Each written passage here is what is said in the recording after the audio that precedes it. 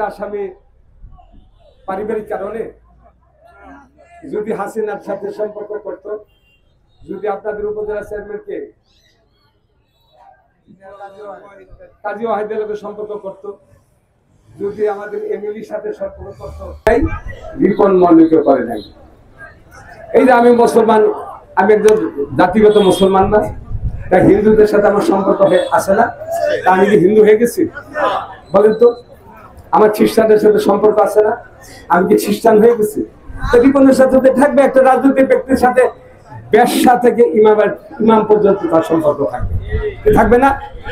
একটা ভোটের সময় সে সময় ব্যবসা হিসেবে বানাও, রিপন তুমি না আমার ব্যবসাকে বিদায় করে দিছ, তা আজকা এখন ভোটে লাগাইছো কেন? কি ভাই কথা আসে না? একটা পলিটিশিয়ান লোকের চরিত্র থাকবে, ব্যবসা থেকে শুরু করে এই রিক্সাওয়ালা থেকে সে উড়োজাহাজের ক্যাপ্টেন পর্যন্ত, এই গ্রামে এই বাড়ির বস্তির থেকে শুরু করে সেই বড় বাড়িওয়ালার থেকে একজন চৌকিদার থেকে পুলিশের ইন্সপেক্টর জেনারেল পর্যন্ত, অর্থাৎ একজন রাজনীতিবিদের সম্পর্ক থাকবে সকলের সাথে। হ্যাঁ, আমরা কার সাথে কার সম্পর্ক, এটা গোপন একটা থাকে না আমাদের। আমার সাথে ব্যবসার সম্পর্ক হয়ে গেছে তাই বলে কি তার সাথে ওই সম্পর্কে ওই লীলা খেলা মত হয়ে যাবো? তা তো না, কিন্তু সম্পর্কটা থাকবে।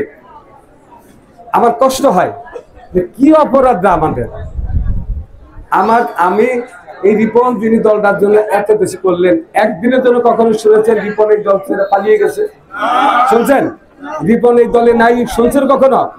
রিপন যদি এমএলএর সাথে আপোষ করতো, উপজেলা চেয়ারম্যান দিতে পারতো না? না পারতো না? হ্যাঁ পারতো।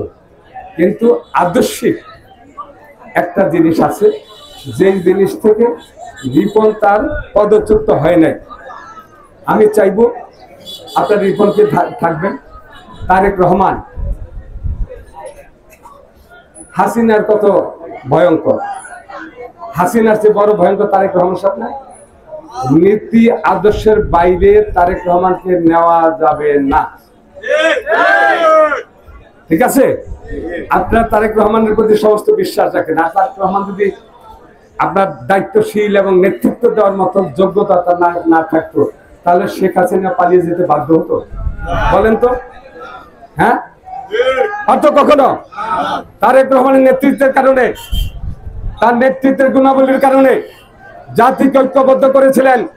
সেই তারেক রহমানের নেতৃত্বে এই জাতীয় ঐক্যবদ্ধের মধ্য দিয়ে সর্বশেষ জুলাই আগস্টের বিপ্লবে শেখ হাসিনা পালিয়ে যেতে বাধ্য হয়েছে। আগামী দিনে নির্বাচন আসছে, আমাদের দলের মধ্যেও কিন্তু ষড়যন্ত্র। আপনাদের যারা বোঝেন আপনাদের মধ্যে খেয়াল করেন, আপনাদের মধ্যে খেয়াল করেন, ওই আওয়ামী ফ্যাসিস্ট কিন্তু আপনাদের দলের মধ্যে ঢুকে গেছে না? দুদিন পরে আপনাদের অবস্থা থাকবে না, আর যারা নিতেছে ওদের অবস্থা থাকবে না। কারণ আল্লাহ হলো হকের হাকিম। আল্লাহ ছেড়ে দেন না, ছাড় দেন, ছেড়ে দেন না। যদি তাই হতো, এই দুনিয়াটাই আজ কোটি কোটি বছর ধরে দুনিয়াটা বাস্তব আছে না? নাই। আল্লাহর মধ্যে যদি হকের হাকিম আল্লাহ না হতেন, তাহলে এই পৃথিবীর তস্তস হয়ে যেত না, তস্তস হয়ে যেত না। এই কারণে আল্লাহর প্রতি বিশ্বাস রাখবেন, আমাদের নেত্রীর প্রতি বিশ্বাস রাখবেন, আমাদের দলের প্রতি বিশ্বাস রাখবেন। এই যে আপনাদের কাছে অনেক আসে, বলে দেই, আমি আপনাদের বলে দেই, আমি তো দলের জন্য, আমি মনে করি এটা আমার পাওনা। আগামী সংসদ নির্বাচনে দল আমাকে দিবে, এটা আমি পাওনা, আমার বিশ্বাস। আর যদি মনে করেন দল আমাকে দিবে না, যাকে দিবে আমি তার নির্বাচনটা করব।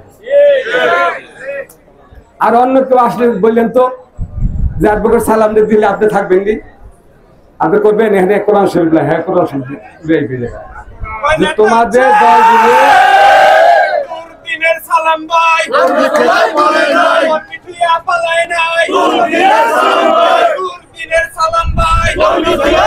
ভাই দিনের রিপন ভাই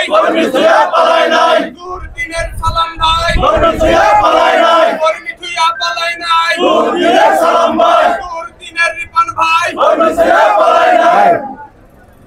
রহমান আমাদের মাঝে ফিরে আসুক, দ্রুতই ফিরে আসবেন, এবং এই নির্বাচনের জন্য সকলে আপনারা আপনাদের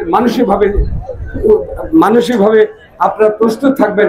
যে আগামী দিনের নির্বাচন যেমন করে আন্দোলন সংগ্রাম করে এই ফ্যাসিস্ট শেখ হাসিনা পালিয়ে যেতে বাধ্য হয়েছে, তেমন করে আমরা সেই আন্দোলনের রূপরেখার মধ্য দিয়ে আমাদের তারেক রহমানের নেতৃত্বে এদেশে একটি গণতান্ত্রিক রাষ্ট্র ব্যবস্থা কায়েম করব, যার নেতৃত্বে থাকবেন তারেক রহমান, যিনি বলেছেন আমি ক্ষমতা গেলে দেশে জাতীয় সরকার গঠন করব, সেই জাতীয় সরকারের মধ্য দিয়ে দেশ একটি শুদ্ধ রাষ্ট্র ব্যবস্থা। সালাম দিয়ে দিয়ে দাও, শুভেচ্ছা বলতে আমি কিছু গান নামাজ পড়ি, নামাজ পড়ি।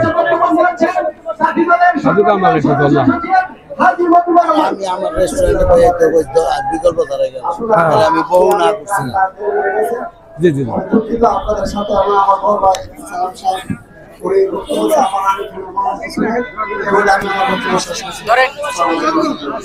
আমার